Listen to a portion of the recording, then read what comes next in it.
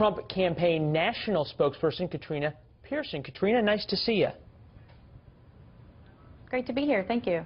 You know, you think about it during the primary when Donald Trump was speaking and his immigration policy was so clear. Build a wall, deport 11 million illegal immigrants, and make America great again. It was simple. It was said over and over and over again. Why are things now becoming, as it relates to immigration, so much more complicated? Well, Leland, it's not really complicated. Mr. Trump is just simply trying to have a discussion about what needs to happen and what he wants to do. He has said many times in many rallies that he doesn't want to be like Barack Obama and start signing executive orders, and he will have to work with Congress to get some of the more complex things done. But his overall message has not changed. There is no path to citizenship. There is no path to legalization. Those here illegally will have to leave. And in order to even come back, they're going to have to pay fines and taxes to qualify for reentry after they get to the back of the line. This is nothing new. All right, so even though he said earlier he's softening, we're not hearing anything new. No, simply because the words that were being used prior to that discussion was deportation force, which we have ICE, and it is their job to deport illegal aliens. We already have that system in place. So he's just not using those words anymore.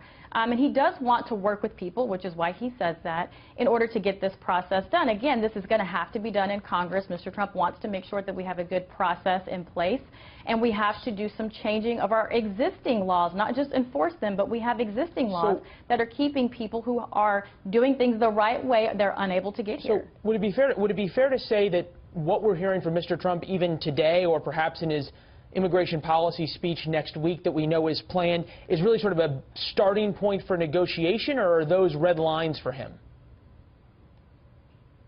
Well, some of these issues are definitely red lines, like building the wall. There's no negotiation there. Is there negotiation, though, on how many illegal immigrants leave? Stop drug trafficking. We need to stop sex trafficking.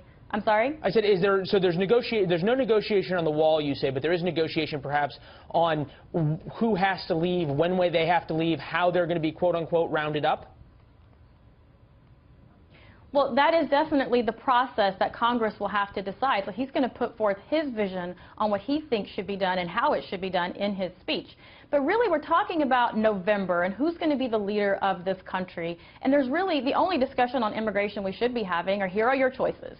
You have a candidate in Donald Trump who does not want amnesty, who wants to build the wall to keep drug trafficking and sex trafficking out of this country, and someone who wants to enforce our current laws in sanctuary cities.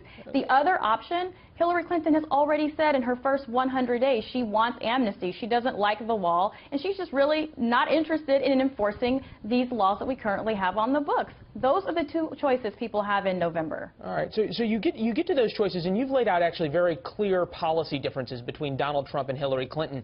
And you also think about Hillary Clinton's major flaws, if you will, or weak spots. Everything from the Clinton Foundation to the Rose Law Firm to Whitewater to the email scandal, email 2.0, Benghazi, or time as Secretary of State. The list goes on. We don't have that much time left, though.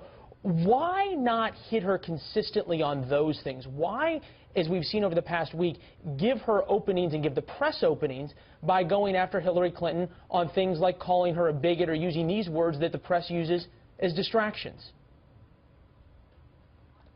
Well, Mr. Trump is talking about all of the above. As you mentioned, there's so many things to talk about, many things that people don't really get to hear in the media, which is one of the reasons why he discusses those things. But she does have serious problems, and that's why her trust numbers are extremely, extremely low. I think they're at 29% now. Mr. Trump wants to talk about everything because he wants to talk to everyone, because he wants to be president for everyone in the country. All right. Katrina Pierson, we appreciate you being here. Pastor Mark Burns, also a Trump supporter, coming up in the next hour. Good to see you. Come back sometime soon. Great to be here. Thank you.